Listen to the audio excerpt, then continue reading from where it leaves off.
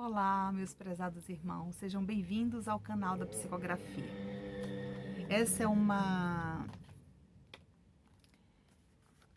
série de mensagens e estudos que eu estou fazendo aqui no meu canal sobre mediunidade. Hoje nós vamos estudar um pouquinho sobre a eclosão mediúnica do livro Mediunidade e Evolução de Martins Peralva. Capítulo 3, Eclosão mediúnica. Isso, entretanto, exige, antes de tudo, paciência e trabalho, responsabilidade e entendimento, atenção e suor. É uma citação de Emmanuel, bem no início do capítulo, onde a gente vai fazer um pouquinho aqui eu vou fazer aqui uma reflexão sobre essa leitura, né, essa lição, bem interessante.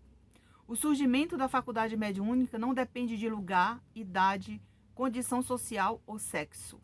Qualquer pessoa pode sentir os impulsos da mediunidade, porque todos nós, segundo Allan Kardec, somos médiuns.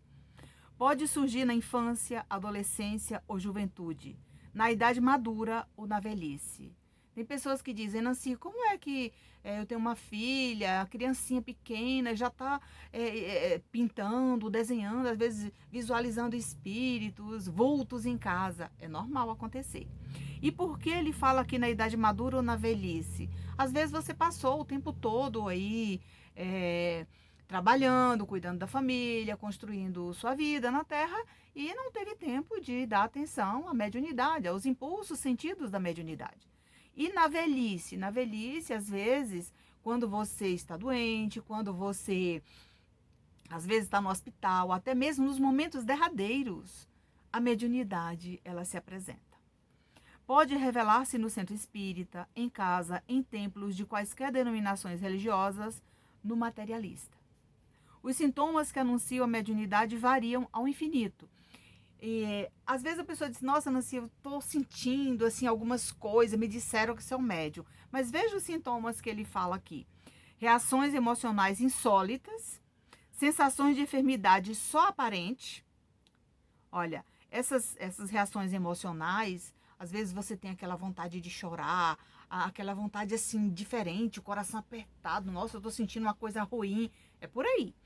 Sensações de enfermidade só aparente. Às vezes, do nada você sente que o seu corpo está febril, você começa a tremer, como se estivesse com frio. São impulsos, sintomas da mediunidade. Calafrios e mal-estar, isso que eu falei agora, né? Esses calafrios, às vezes hora com frio, hora calor, hora gelado.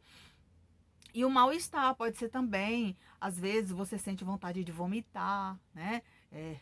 Às vezes você comeu alguma coisa e você acaba confundindo. Nossa, será se foi aquele café que eu tomei, aquele almoço, né? Nada disso. É só observar. Irritações estranhas, né? Às vezes, do nada, você se irrita com alguma coisa, uma coisa que você ouviu. Ou às vezes, do nada, você está perto de uma pessoa e aí você se sente irritada com ela ali do seu lado, né? Agora, uma coisa simples, isso vai acontecer.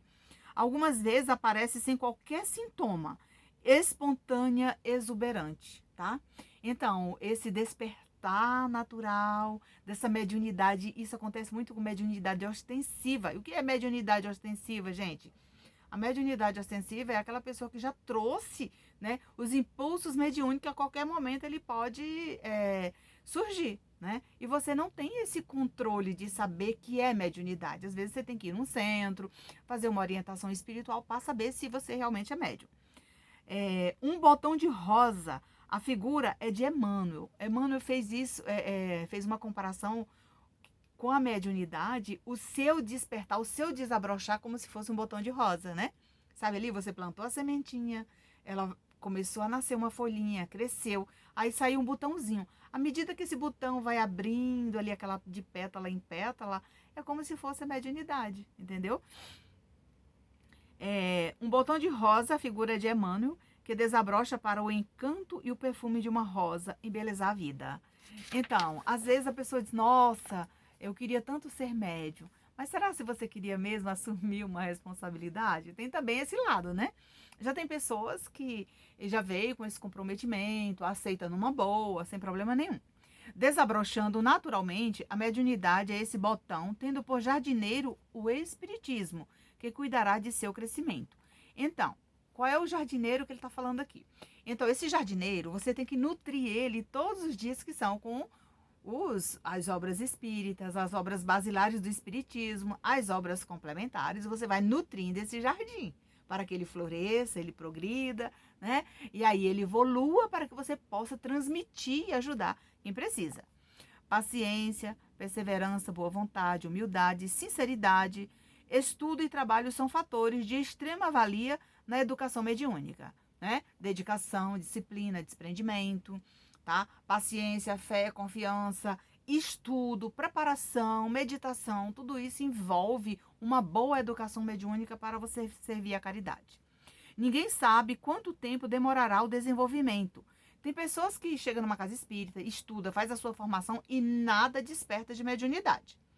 Mais tarde, com o empenho dele, dedicando a estudar em casa, né, buscando esse aprimoramento, mesmo que em casa ele tire uma hora determinada ali para estudar, a própria equipe espiritual, o seu mentor espiritual que está ali do seu lado, ele vai observando a dedicação daquele ente querido, como sendo aquele jardineiro que está ali, né, podando aquelas ervinhas daninhas, né, nutrindo ali com as gotinhas de água todos os dias para que floresça. É isso, gente, tá?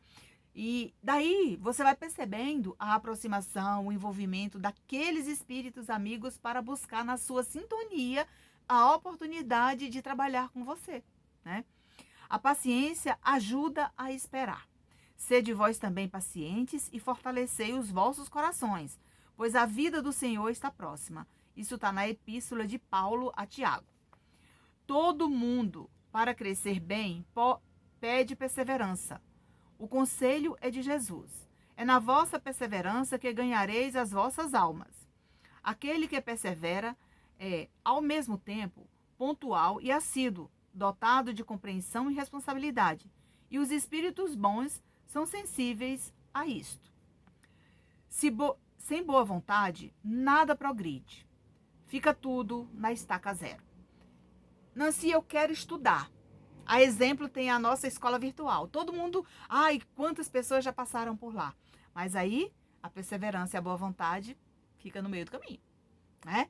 Então, eu estou estudando. E cadê os seus resumos, né? Cadê o que você está fazendo com o seu aprendizado aí que a gente precisa avaliar, analisar para te ajudar?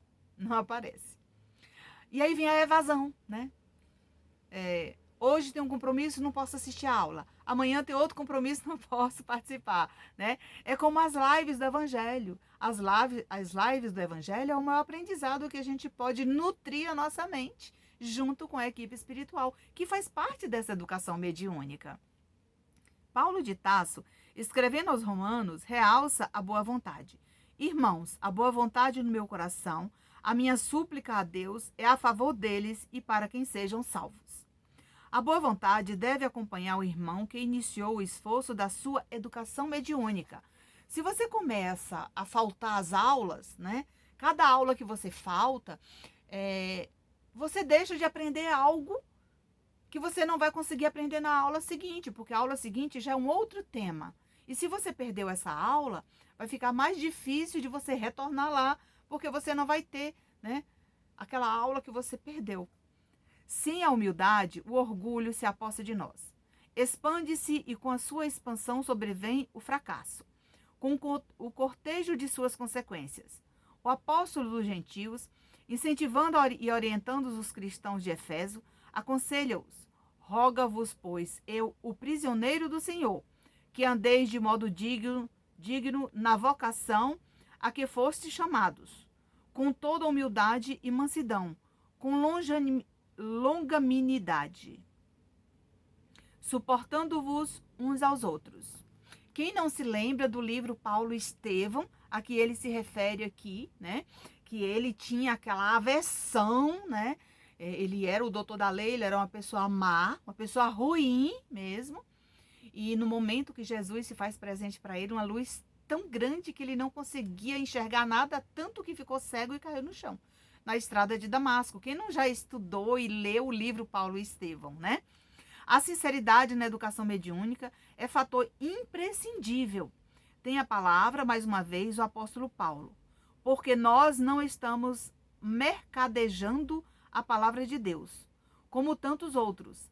Antes, em Cristo, é que falamos na presença de Deus com sinceridade e da parte do próprio Deus. Isso está em Coríntios 2. Os espíritos não podem levar em boa conta o servidor insincero. Então você tem que ser sincero, você tem que ser verdadeiro, você tem que ser uma pessoa boa para que a espiritualidade, os benfeitores espirituais encontrem em seu coração o mecanismo, a acessibilidade para transmitir os recados, né, vindos de além-túmulo. Estudo e trabalho formam a base para o desenvolvimento mediúnico, estruturando com segurança o processo educativo na alma e no coração do companheiro. O médium que não estuda e não trabalha assemelha-se a uma embarcação à deriva. No turbilhão oceânico. Espíritas, amai-vos, este o primeiro ensinamento. Instruí-vos, este o segundo, o Espírito de verdade. Meus prezados irmãos, eu estou gravando uma série de vídeos sobre mediunidade, sobre o livro Mediunidade e Evolução de Martins Peralva. É uma nova playlist aí no nosso canal no YouTube, para que você possa buscar nessa fonte de conhecimento do meu canal no YouTube a oportunidade de aprender de forma simples, descomplicada, né? Refletida aqui comigo, né? Nas nossas questões do cotidiano, com essa questão dos paradigmas da mediunidade. Se você gostou desse vídeo, curte, comente, compartilhe e fique na paz do Mestre Jesus. Muito obrigada pela atenção e carinho e vamos continuar aqui meditando na nossa musiquinha.